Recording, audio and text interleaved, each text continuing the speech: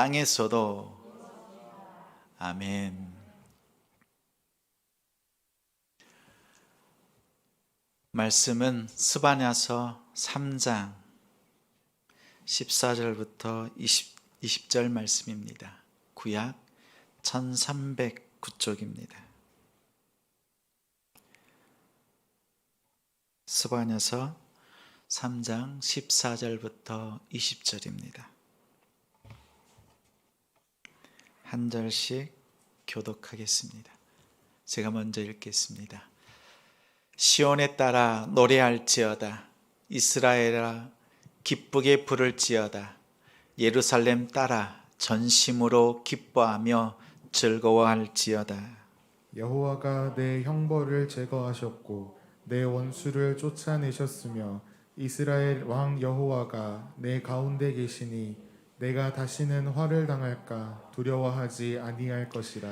그날에 사람이 예루살렘에 이르기를 두려워하지 말라. 시온아 내 손을 늘어뜨리지 말라.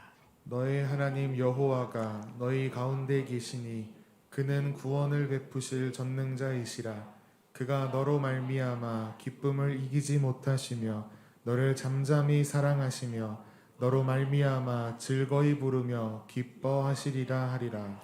내가 절기로 말미암아 근심하는 자들을 모으리니 그들은 내게 속한 자라. 그들에게 지워진 짐이 치욕이 되었느니라. 그때에 내가 너를 괴롭게 하는 자를 다 벌하고 저는 자를 구원하며 쫓겨난 자를 모으며 온 세상에서 수욕받는 자에게 칭찬과 명성을 얻게 하리라. 함께 읽습니다. 내가 그때에 너희를 이끌고 그때에 너희를 모을지라. 내가 너희 목전에서 너희의 사로잡힘을 돌이킬 때에 너희에게 천한 만민 가운데서 명성과 칭찬을 얻게 하리라.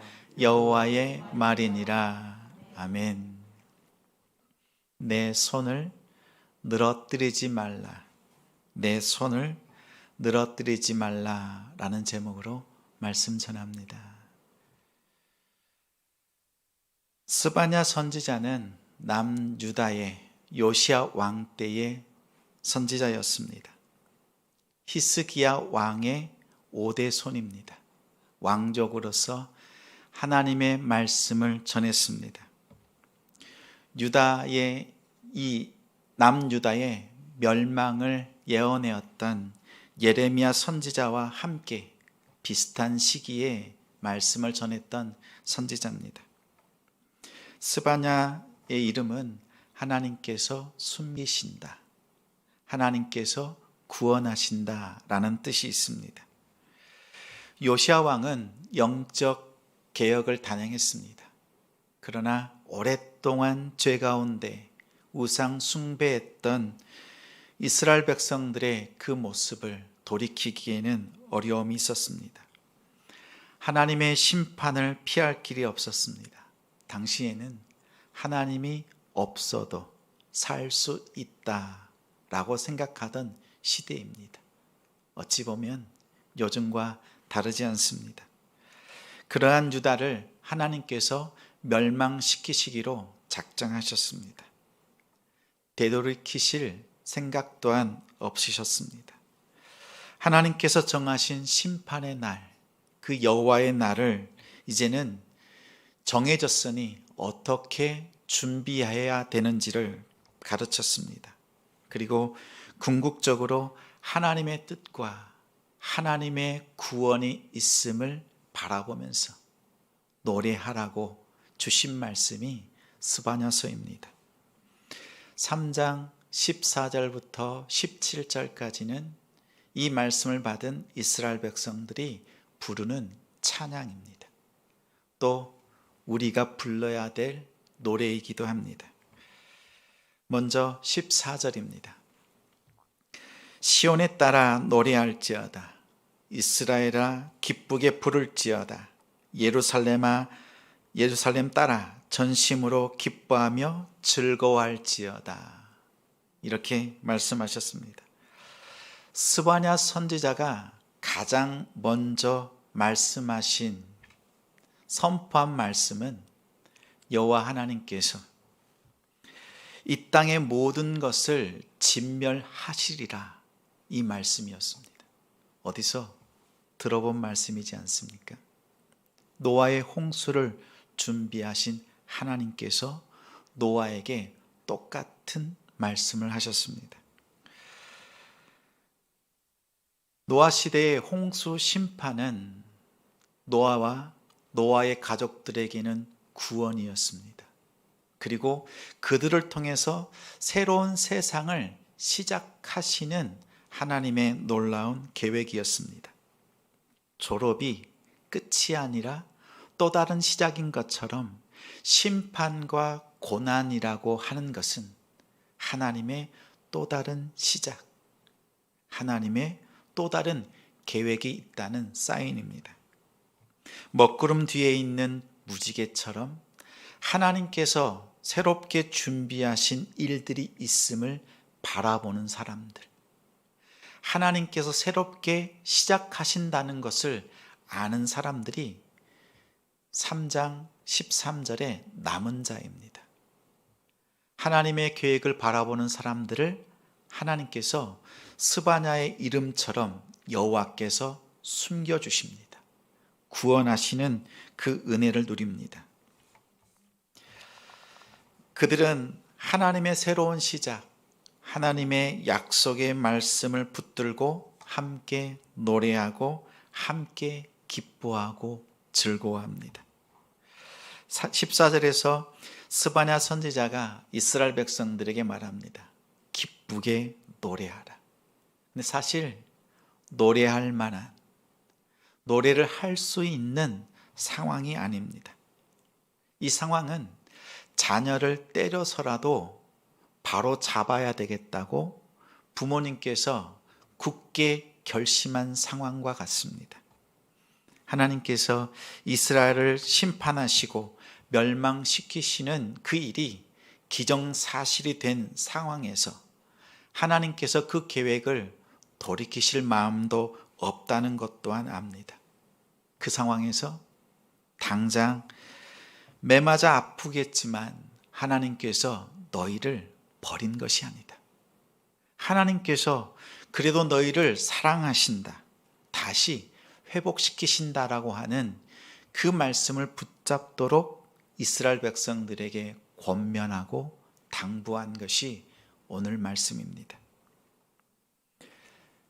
지난 한 주간 휴가를 보내면서 어느 농촌 교회에 수요 예배 소식을 들었습니다. 그 농촌 교회는 수요일에 7시에 저녁 예배를 드립니다. 6시부터 교회 차량이 돌고 6시 40분쯤 되면 교회의 모든 성도들이 다 가득 예배를 앉아서 예배를 드립니다. 시골이니까 어르신들이 많지요. 또 할머니들이 많습니다. 머리는 파마를 했는데 뒤에서 보면 그 할머니가 다 그 할머니처럼 보이는, 아마도 같은 미용실에서 파마를 하지 않았을까. 다 비슷하게 보이는데 20분 전에 다 모인다고 합니다. 20분 전에 모여서 7시에 예배를 드리기 전까지 앉아서 수다를 떠는 것이 아니라 하나님을 찬양합니다. 그런데 앞에서 찬양을 인도하는 사람이 없습니다. 어느 성도님이 몇 장이요 하면 다 같이 그 찬양을 펼쳐서 하나님께 찬양합니다. 끝나자마자 한쪽 편에서 몇 장이요 라고 하면 다 같이 성경을, 찬송을 펼쳐서 하나님께 찬양합니다.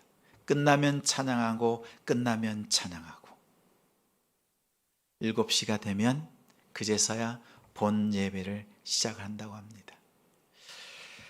저는 이 이야기를 들으면서 오늘 스바냐서 말씀과 계속 오버랩되어서 생각되었습니다. 어르신들이 어떠한 찬양을 드렸을까? 어떠한 마음으로 하나님께 찬양을 드렸을까? 그 찬양에는 이 어르신들의, 성도들의 믿음과 삶이 다 담겨져 있음을 묵상했습니다. 매번 자기가 좋아하는 18번 찬양만 부르는 것이 아니었을 겁니다. 사실 농사는 내 뜻대로 할 수 없잖아요. 당장 해야 될 일이 태산 같습니다. 해야 될 일들이 머릿속에 가득합니다. 그런데 태풍이 오고 장마가 며칠 동안 큰 비가 내리면 아무것도 못합니다. 나갈 수조차 없습니다. 때로는 무더운 날씨 때문에 그늘에서 쉼을 쉬어야 되는, 강제로 쉬어야 되는 때도 있습니다. 내 뜻대로 할 수 없는 오늘의 상황을 탄식하는 것이 아니라 오늘 비가 왔네, 나갈 수 없네, 그러면 내일 하나님께서 새로운 날을 주셔서 나에게 일할 수 있는 기회를 주시면 내일 내가 그 일을 잘 감당해야 되겠다, 이런 마음으로 하나님께 맡깁니다. 어떤 날은 농사가 잘 되고 농사가 잘 되지도 않을 때도 있습니다. 그렇지만 예배당에 모여서 기뻐도 찬양하고 슬퍼도 찬양하고 잘 돼도 찬양하고 그렇지 않아도 찬양합니다. 함께 부르는 찬양 속에서 우리 성도님의 마음이 그렇구나. 또 다른 찬양을 들으면서 함께 부르면서 서로 위로받고 힘을 얻습니다. 슬퍼하면서도 함께 하나님을 찬양하는 그런 수요 예배가 아닌가, 이렇게 생각이 되었습니다. 그러면서 하나님께서 이러한 찬양을 받으시는 수요 예배 얼마나 기뻐하실까, 얼마나 행복할까, 행복해 하실까, 그런 마음이 들었습니다. 우리가 하나님께 드리는 찬양, 하나님께 드리는 기도가 이렇게 하나님을 기쁘시게 하는 줄 믿습니다. 성경은 우리가 내일을 새롭게 여시는 하나님을 믿고, 지금은 어려움이 있고 문제들이 있지만 내일을 바라보면서 하나님을 찬양하라고 말합니다. 나보다 나를 더 잘 아시기에 나의 인생을 인도하시고 연주하시는 하나님께 온전히 맡길 수 있는, 그렇게 하나님 앞에 찬양 드리는 우리 성도가 되길 바랍니다. 이렇게 노래하라고 강하게 권유하는 이유가 있습니다. 15절입니다. 여호와가 내 형벌을 제거하였고 내 원수를 쫓아냈으며 이스라엘 왕 여호와가 내 가운데 계시니 내가 다시는 화를 당할까 두려워하지 아니할 것이라. 과거, 현재, 미래가 있습니다. 현재와 미래가 만나면 어떤 일이 일어납니까? 현재와 미래가 만나면 결혼합니다.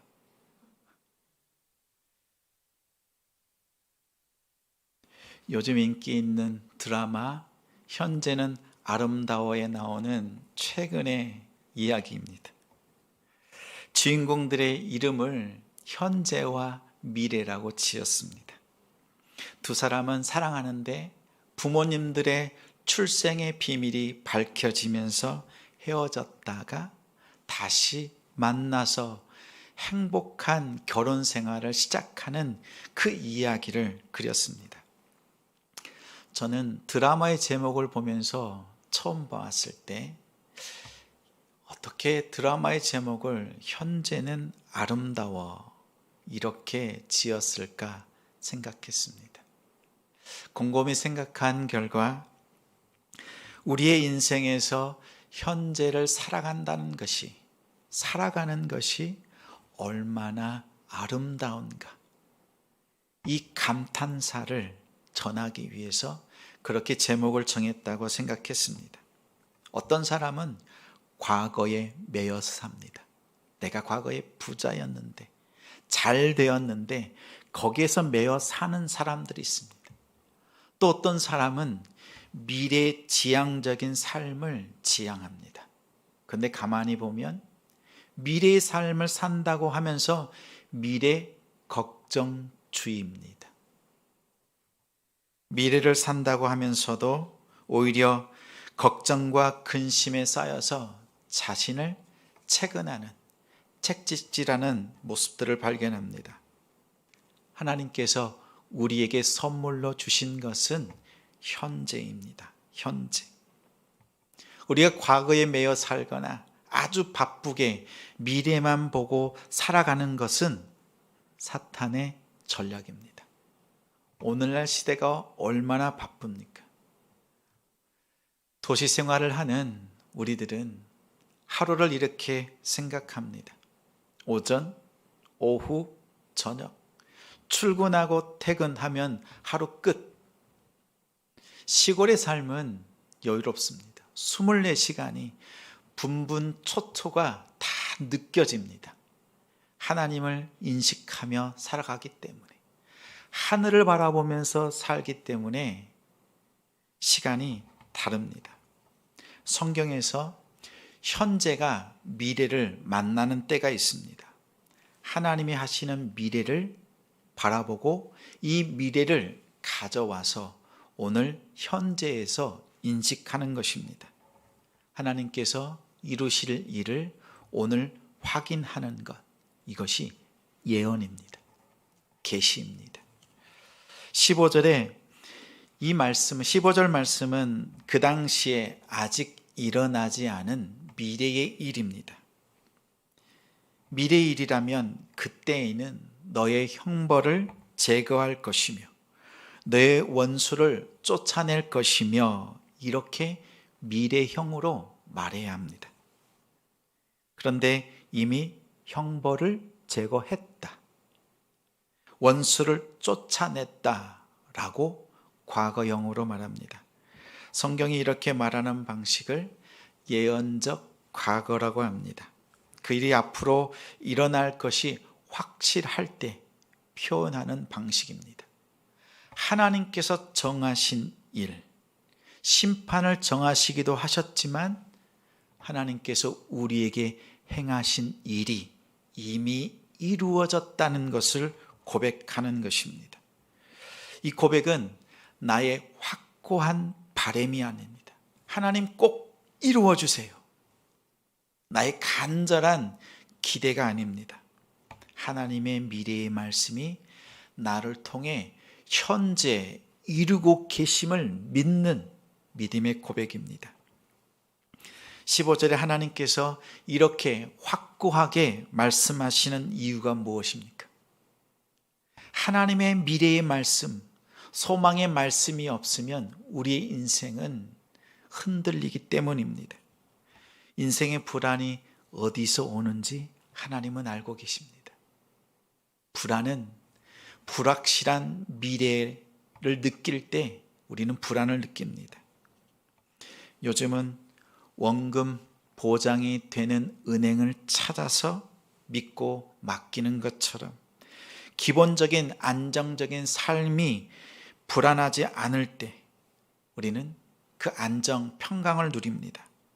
하나님의 말씀은 어둠 속에 있는 우리를 향해서 손 내미시는, 그래서 우리의 손을 잡아주시는 하나님의 손길입니다. 하나님께서 우리의 손을 잡아주실 때, 그때 우리는 평강 속에서 하나님을 노래할 수 있습니다. 실패한 다윗 왕조에 또 다른 왕을 보내지 않으셨습니다. 이스라엘의 왕 여호와께서 직접 오셔서 우리 가운데 함께 하신다 약속하십니다.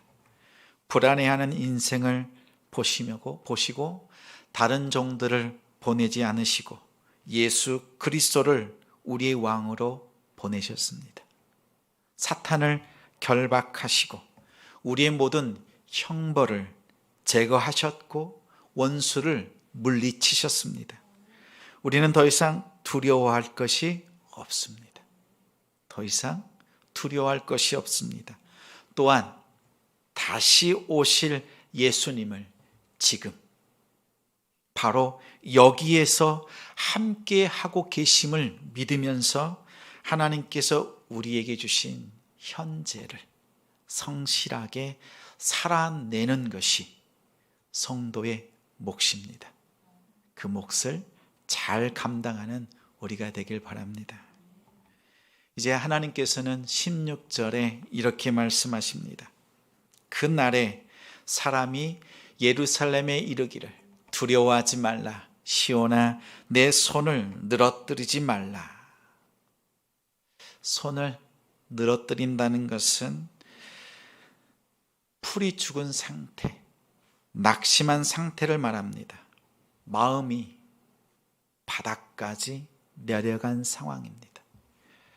사탄이 가장 효과를 거두는 최고의 무기입니다.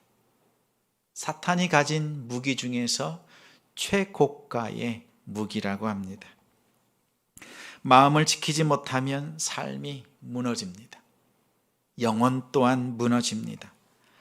철로 역정의 주인공 크리스찬이 절망의 성에 갇혀서 이렇게 말했지요. 희망이 없어. 희망이. 기억하시지요? 수많은 크리스찬들이 낙심 가운데 믿음을 잃어버립니다. 낙심이 이만큼 무섭습니다. 이럴 때 하나님의 말씀이 우리에게 들립니다. 두려워하지 말라. 시온아 내 손을 늘어뜨리지 말라라고 말씀합니다. 이렇게 말씀을 주시는 이유는 우리 속에 가능성이 있기 때문입니다. 나의 문제보다, 우리의 문제보다 나의 존재, 우리의 존재를 바라보시는 하나님의 시선이 가능성입니다. 우리의 가능성은 하나님의 시선입니다. 내가 나를 볼 때는 하찮고 쓸모없고 자주 넘어지고 그 가운데 빠져 있는 것 같지만 하나님의 시선은 그렇지 않습니다. 시온아 내 손을 늘어뜨리지 말라 이렇게 명령하십니다. 명령입니다. 그럼 이 명령에 우리가 함께 고백해 볼까요? 시온아 내 손을 늘어뜨리지 말라. 시온에다가 이번에는 여러분의 이름을 넣어서 고백하겠습니다. 시작. 회제야 내 손을 늘어뜨리지 말라. 이 음성 가운데 이 음성 붙들고 굳건히 일어서는 우리 성도님들이 되길 바랍니다. 우리가 이렇게 희망을 노래하고 힘을 낼 수 있는 것은 그 근거는 17절 말씀입니다. 너의 하나님 여호와가 너의 가운데 계시니 그는 구원을 베푸실 전능자이시라. 그가 너로 말미암아 기쁨을 이기지 못하시며 너를 잠잠히 사랑하시며 너로 말미암아 즐거이 부르며 기뻐하시리라 하리라. 구약의 선지자들의 메시지를 보면 항상 그 마지막은 해피 엔딩입니다. 모든 심판의 끝은 멸망으로 끝나지 않고 하나님의 희망의 메시지가 있습니다. 하나님께서 주시는 일들 앞에는 분명히 피할 길이 있습니다. 감당하지 못할 시험이 없다고 말씀합니다. 하나님께서 항상 우리에게 희망의 말씀을 주시는 이유가 뭘까요? 한번 생각해 보십시오. 멸망을, 진멸을 말씀하신 하나님께서 결국에는 희망을, 구원을 선포하십니다. 왜냐하면 하나님의 구원과 희망이 없으면 우리는 영원히 절망 가운데 있을 수밖에 없는 존재이기 때문에 스스로 이 절망에서 일어날 힘이 없습니다. 그렇기 때문에 하나님께서 우리에게 희망을 주십니다. 약속의 말씀을 주십니다. 그 소망을 가지고 일어설 수 있는 인생이 우리의 존재라는 것 또한 하나님께서 잘 아시기에 희망을 우리에게 주시고 희망을 노래하라고 말씀하셨습니다. 또한 하나님께서 우리를 바라보시는 그 시선이 오늘 17절 말씀입니다. 우리 교회에 인기남이 있습니다. 인기남.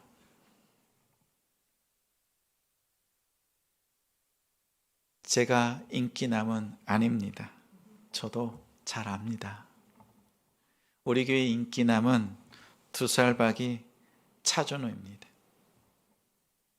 준우는 아무것도 안 하는데 그냥 다 좋아합니다. 왜 좋아하냐고 물으면 이유가 없습니다. 그냥 좋습니다. 저도 준우를 보고 있으면 그냥 좋습니다. 마냥 좋습니다. 그냥 자그마한 신발이 저 교육부실 앞에 놓여 있는 것만 봐도 즐겁고 행복합니다.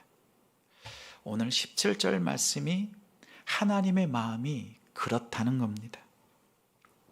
하나님은 나라는 존재, 우리를 보실 때 다른 그 무엇을 따지지 않습니다.